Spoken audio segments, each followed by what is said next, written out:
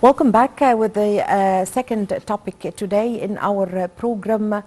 We are discussing now the opening of El Zafaran Palace in Ain Shams University. We are going to know more about this palace.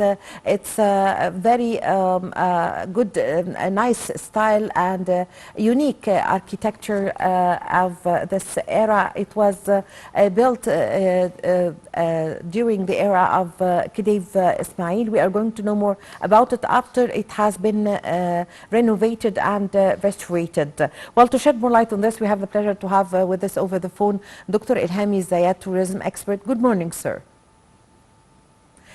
Good morning. Good morning.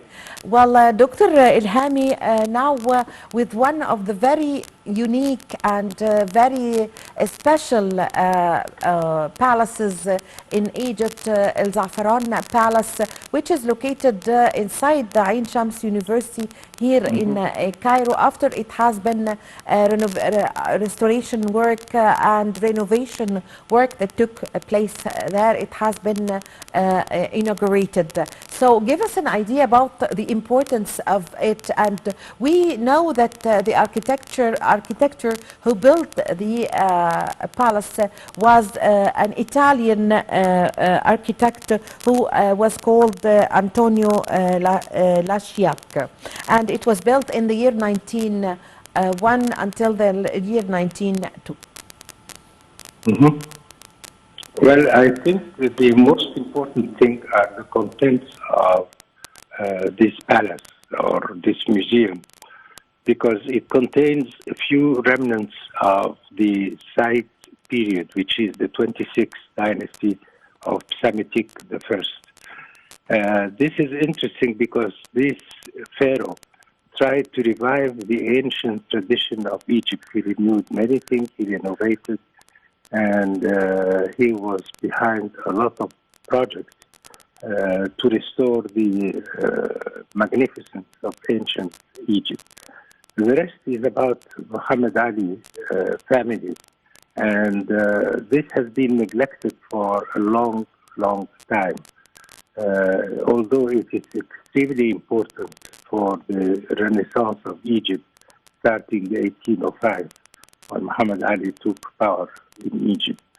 So I think the contents are very important. The architecture could be excellent, but it's not as important as the content of this museum. Yes, Dr. Elhamy, this palace is not that huge or that big as we saw the palaces of Abdin Palace, for example, or Yes. El Qubba Palace, which depends on the large area or a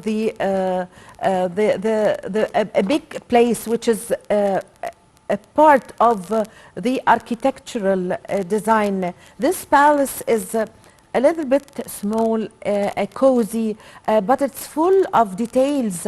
The steps, the doors, the windows, the marble inside it, the paintings and the art work inside it is really attracting. So give us an idea about the details inside the palace.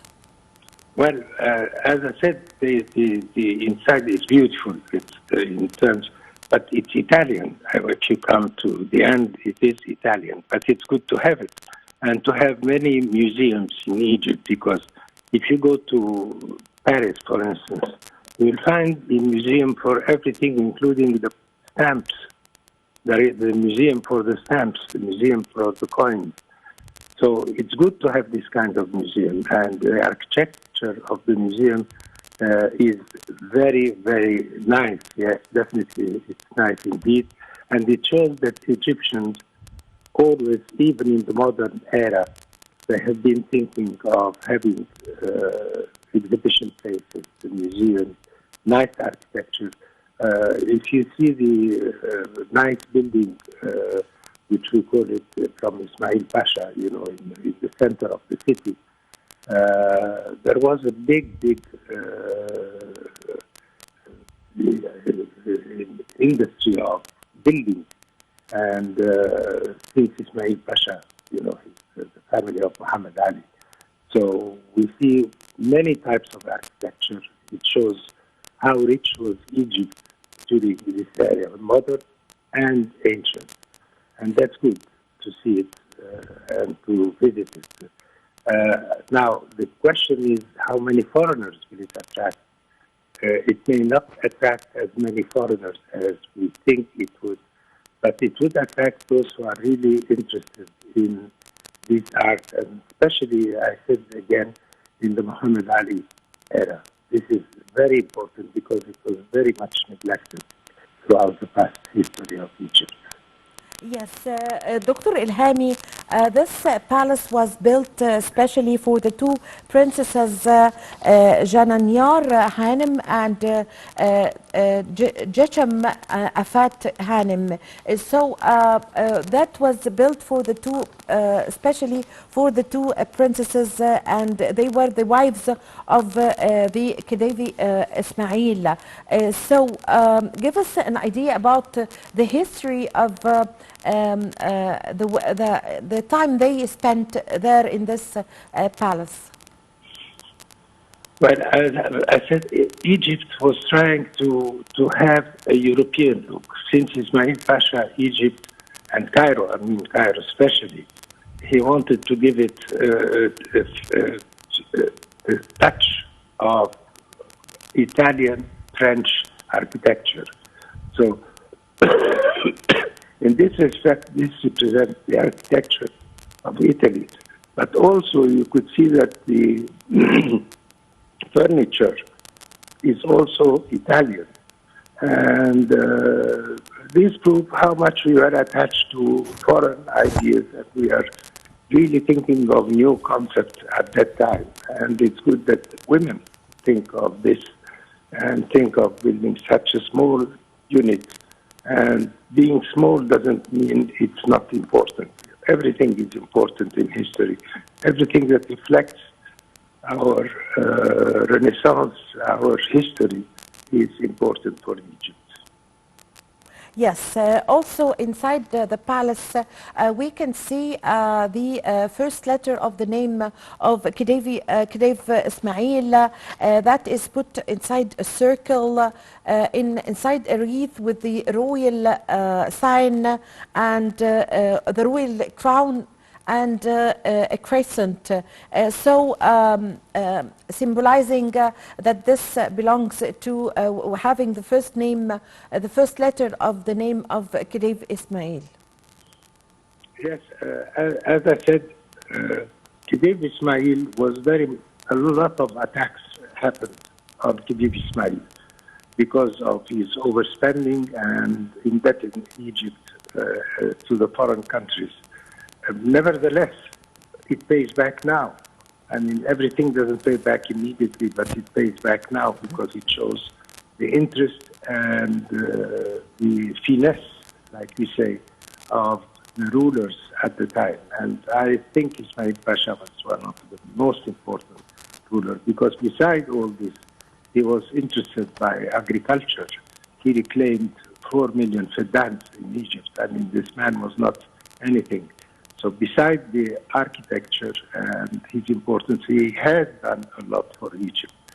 It's true the cost was horrendous, but it was done, and today we enjoy what he has done.